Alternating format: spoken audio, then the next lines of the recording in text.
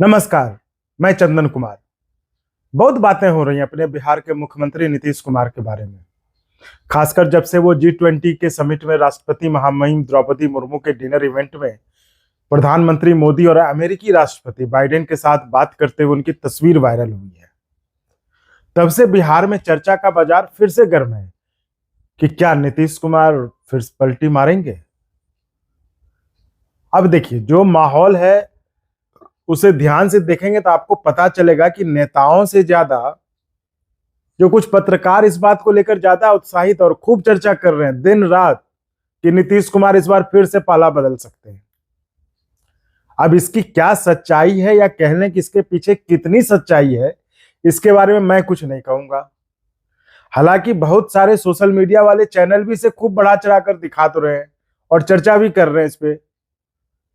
अब इस ऐसी स्थिति में, जैसा कि मैं शुरू से कहते आया हूं कि एक पत्रकार का कर्तव्य सिर्फ चीजों को फैक्ट्स के साथ अपने पाठकों या दर्शकों के सामने रख देना होता है और उसके आधार पर पाठक या दर्शक निष्कर्ष निकालने के लिए स्वतंत्र होता है। तो निष्कर्ष निकालना आप दर्शकों का काम है और एक पत्रकार के नाते मेरा काम सारी चीजों को सही वस्तु स्थिति के साथ आपके सामने रख देना भर मेरा काम है।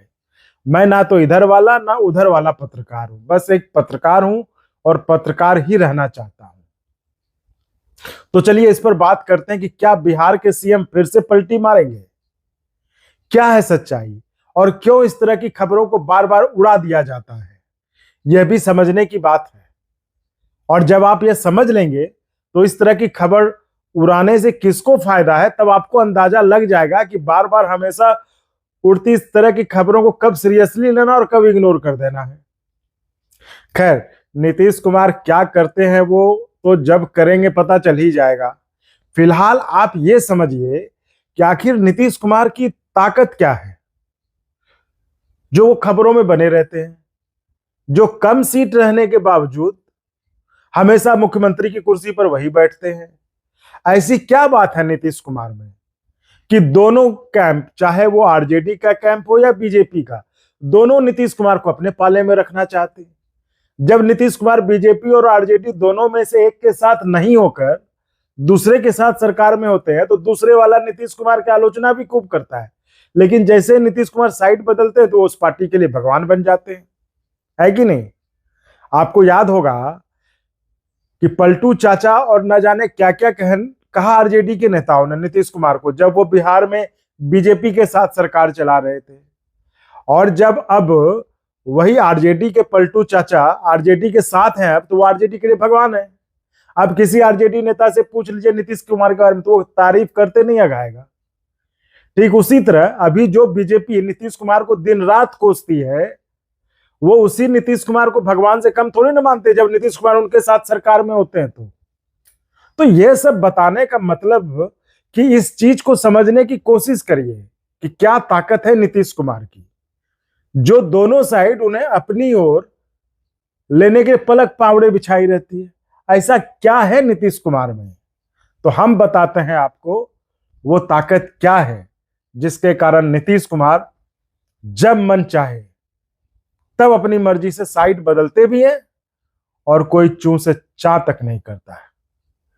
क्या है उस नीतीश कुमार में, जब मन होता जिधर का रास्ता करते उधर वाला हंसते खेलते उन्हें अपने इधर बिठा लेता है।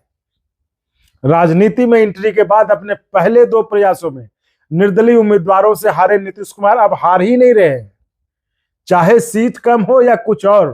पिछले 17 साल से भी ज्यादा बिहार के मुख्यमंत्री वही रहे हैं। जी हां, नीतीश कुमार ने पहली बार राजनीति में अपनी किस्मत जनता पार्टी के टिकट पर हरनौत सीट से 1977 में विधानसभा का चुनाव लड़कर आजमाया था। जैसा कि पहले बताया कि नीतीश कुमार अपने पहले 2 प्रयासों में हार गए थे, तो वो अपने इस पहले प्रयास में हरनौत से विधानसभा का चुनाव निर्दलीय प्रत्याशी से हार गए थे और वो प्रत्याशी थे निर्दलीय भोला प्रसाद सिंह, जो इस सीट से जीते थे। तो अपने राजनीतिक करियर का दूसरा चुनाव उन्होंने 1980 में फिर से इसी सीट से जनता पार्टी सेक्युलर के टिकट पर चुनाव लड़े और निर्दलीय अरुण कुमार सिंह से हार गए। लेकिन साल 1985 और विधानसभा की सीट भी वही हरनौत, इस सीट पर तीसरे प्रयास में उन्होंने लोक दल से 1985 का चुनाव लड़ा और कांग्रेस के बृजनंदन प्रसाद सिंह को हराकर विधायक बन गए। जी, तो बात हो रही थी कि क्या है नीतीश कुमार की ताकत, उन्हें हर किसी के लिए जरूरी जो बना देता है। पिछले कुछ चुनावों के आंकड़े पर नजर डालें तो जो बात निकलकर सामने आती वो यह है कि नीतीश कुमार जिस गठबंधन में या फिर जिसके भी साथ रहे हैं, राज उसी का रहा है। आप देख लीजिए, जब नीतीश कुमार बीजेपी के साथ रहे तो सरकार में बीजेपी रही, और आरजेडी के साथ आए तो सरकार में बीजेपी आउट और आरजेडी इन। यही है नीतीश कुमार की ताकत, जो उन्हें कम विधायक होने के बाद भी सीएम की कुर्सी पर बिठाए रखती है। और इस ताकत को नीतीश कुमार खुद भली भांति जानते हैं, इसलिए वो समय समय पर अपनी इस ताकत का प्रदर्शन भी करते रहते हैं। अब पंडित दीनदयाल उपाध्याय की प्रतिमा पर माला पहनाने या G20 के डिनर वाले फोटो के वायरल होने से नीतीश कुमार का पाला बदलने का कोई लेना देना नहीं है। वो जब चाहेंगे तब पाला बदलेंगे, इसके लिए कोई फोटो वायरल करवाने की जरूरत नहीं है उन्हें। और ऐसा भी नहीं था कि नीतीश कुमार कोई चोरी छुपे गए थे दिल्ली में G20 समिट के डिनर में हिस्सा लेने। तो मेरे विचार से इन फोटो से कुछ भी नहीं कहा जा सकता कि वो अब पाला बदल लेंगे। इसे ऐसे समझिए कि नीतीश कुमार को भली भांति पता है कि उनके पास राजद या बीजेपी जैसा कोई मजबूत वोट बैंक नहीं है जो उन्हें नंबर 1 की कुर्सी दिला देगा, बल्कि उनके पास कुर्मी और कोयरी का एक सॉलिड वोट बैंक है, जो खुद तो अपने दम पर सत्ता पर काबिज नहीं हो सकता, लेकिन जिसके साथ हो जाए उससे सत्ता काबिज नहीं तो कम से कम भागीदार जरूर बना लेता है। और यही वो ताकत है नीतीश कुमार की, जिसके कारण पीएम मोदी से लेकर लालू यादव तक चाहते हैं कि नीतीश कुमार उनके पाले में रहे। और इस बात को बढ़िया से समझते हुए नीतीश कुमार बीच बीच में दोनों कैंपों को ऐसे मैसेज देते रहते हैं कि जिससे दोनों कैंप एकदम टकटकी लगाए बैठे रहते हैं कि कब आ जाए नीतीश कुमार उनकी तरफ। यहां यह भी गौरतलब है कि आरजेडी जो अभी बिहार में सबसे बड़ी पार्टी है, और उसे सिर्फ 9 विधायक चाहिए अपना मुख्यमंत्री बनाने के लिए, सिर्फ 9। वो भी अभी नीतीश कुमार के खिलाफ नहीं जाना चाहती, नीतीश को सीएम बनाए रखते हुए ही राज करना चाहती है। नहीं तो जोड़ तोड़ में माहिर राजद सुप्रीमो लालू प्रसाद के लिए अपने बेटे तेजस्वी को सीएम बनाने के लिए 9 विधायक का इंतजाम करना कोई बड़ी बात नहीं थी, लेकिन वो भी अभी नीतीश को साथ लेकर ही चलने के पगजर है। तो यह है ताकत नीतीश कुमार की। तो बात हुई नीतीश कुमार के ताकत की, आइए अब बात करते हैं कि क्या नीतीश कुमार सच में पाला बदलेंगे।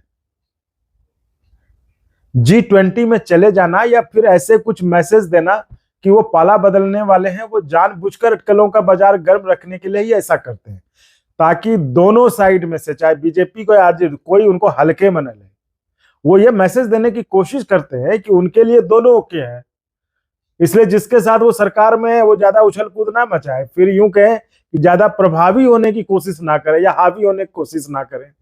यही कारण है कि नीतीश की पार्टी को कम विधायक रहते हुए भी नीतीश हमेशा प्रभावी भूमिका में रहते हैं, चाहे वो बीजेपी के साथ रहे या फिर आरजेडी के साथ, चलती उन्हीं की है। और यही मैसेजिंग की राजनीति उनकी राजनीति को सुरक्षित भी रखती है और आगे भी बढ़ाती है। आप देख लीजिए, चाहे वो बीजेपी के साथ रहे हो या आरजेडी के साथ, कभी किसी ने उन पर हावी होने की कोशिश की ना। जिसने जब कोशिश की तो वो पाला बदलकर दूसरी साइड हो गए। और तो और नीतीश के पाला बदलने के बाद बीजेपी और आरजेडी दोनों विश्वासघात रैली से लेकर विश्वासघात दिवस तक मना लेने के बाद भी दोनों नीतीश कुमार को स्वीकार करने के लिए हमेशा तैयार रहे। इसलिए कहने का लब्बो लुबाब ये कि इन सब वायरल तस्वीरों से या माल्यार्पण करने से कुछ पता नहीं चलता कि वो पाला बदलेंगे या नहीं बदलेंगे। ये सब उनके मैसेजिंग का जरिया है, जिसके जरिए वो अपनी बार्गेनिंग पावर बढ़ाते रहते हैं। इससे पहले की घटनाओं को याद करें तो 2012 में एनडीए के पार्टनर होने के बावजूद नीतीश कुमार ने राष्ट्रपति पद के लिए कांग्रेस उम्मीदवार प्रणब मुखर्जी का समर्थन कर बीजेपी को चौंका दिया था। तो उसी तरह 2017 में महागठबंधन का हिस्सा होने के बाद भी नीतीश कुमार ने राष्ट्रपति चुनाव में एनडीए के उम्मीदवार थे रामनाथ कोविंद, उनको सपोर्ट किया था। तो गठबंधन में रहकर गठबंधन से अलग कुछ करना कोई नई बात नहीं उनके लिए, बल्कि इसके जरिए उन्होंने अपनी बार्गेनिंग पावर को बढ़ाया है। अब अभी इंडिया में सीट शेयरिंग को लेकर चर्चा चल रही है, तो हो सकता है कि अपनी बार्गेनिंग पावर बरकरार रखने के लिए भी उन्होंने ऐसा किया हो, ताकि आरजेडी या कांग्रेस ये ना सोचे कि अब महागठबंधन में आ गए तो फिर बीजेपी के साथ नहीं जाएंगे, सीट तो ज्यादा मिले ही मिले। और अभी इंडिया गठबंधन में पीएम उम्मीदवार का स्कोप भी खुला हुआ है। एक बात तो तय है कि नीतीश कुमार महत्वाकांक्षी व्यक्ति हैं और अपनी महत्वाकांक्षा पूरा करने की कोशिश भी पूरी करते हैं वो। और जिस तरह का वोट बैंक है उनके पास, जिसकी चर्चा हमने कुछ देर पहले अभी इस वीडियो में की, नीतीश कुमार को इस बात का पूरी तरीके से एहसास है कि खुद के दम पर तो कुछ नहीं हो सकता, तो उन्हें किसी न किसी का साथ चाहिए ही चाहिए होगा। इसलिए अब राजनीति और उम्र के इस पड़ाव पर वो ग्रेसफुल एग्जिट भी चाहते होंगे, इस बात से भी कोई इनकार नहीं कर सकता है। शायद यही कारण रहा होगा कि नीतीश के कि आरजेडी छोड़ के एनडीए में पाला बदलने के पीछे का। उस समय उन्हें पता था कि पीएम का पोस्ट तो भी खाली नहीं है, इसलिए अगर उन्हें राष्ट्रपति पद के लिए एनडीए की तरफ से उम्मीदवार नामित किया जाता है तो उनके लिए विन विन सिचुएशन थी, जो कि हुआ नहीं। और द्रौपदी मुर्मू के राष्ट्रपति बनने के बाद नीतीश कुमार बीजेपी के साथ छोड़ फिर महागठबंधन की ओर आ गए। चर्चा खूब जोर थी ना कि इनको शायद राष्ट्रपति का उम्मीदवार बना दिया जाए, द्रौपदी मुर्मू जब चुनी गई उस समय। तो महागठबंधन में नीतीश कुमार आए तो एक्टिव भी खूब हुए, खासकर तब और भी एक्टिव हुए जब राहुल गांधी की सदस्यता चली गई और एकदम लगने लगा कि कांग्रेस की तरफ से तब कोई पीएम कैंडिडेट है ही नहीं।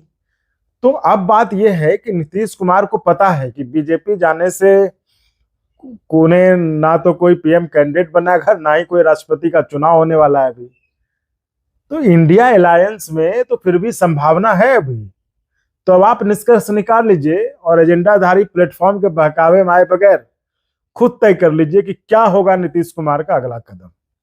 मैंने सारी चीजें विस्तार से आपके सामने रख दी है, अब आप निष्कर्ष खुद निकालिए कि नीतीश कुमार क्या कर सकते हैं अगला, या क्या होगा उनका अगला कदम।